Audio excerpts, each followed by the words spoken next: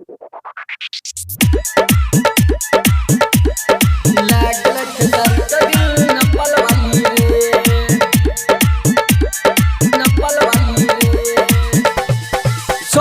पोखरेलू नेपाल वाली रे, सोमिया पोखरेलू नेपाल वाली रे। लागल खेसारी का दिल चट्टू वाली रे, लागल खेसारी का दिल चट्टू वाली रे। करत की काजल और अमर पाली रे, करत की काजल और अमर पाली रे। लागल खेसारी का दिल चट्टू वाली रे, लागल खेसारी का दिल नेपाल वाली रे, चट्टू वाली रे। DJ good Madhubani, DJ good Madhubani का दिल नेपाल वाली रे। लागल खेसारी का दिल नेपाल वाली रे, नेपाल वाली रे।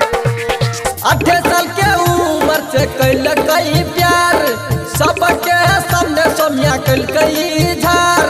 8 साल के उम्र से कैल कई प्यार, सबके सामने सोमिया कैल कई झार। गोरे गोरे गाल एकर नैन काली रे, गोरे गोरे गाल एकर नैन काली रे। लागल खेसारी का दिल चट्टू वाली रे, लागल खेसारी का दिल नेपाल वाली रे, नेपाल वाली रे।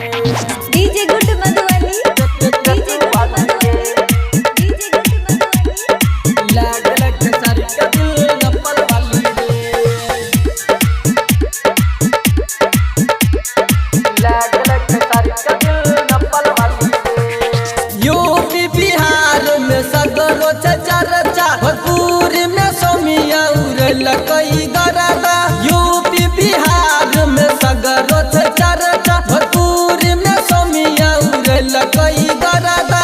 सरवन साजन कहे मन चली रे, सरवन साजन कहे मन चली रे।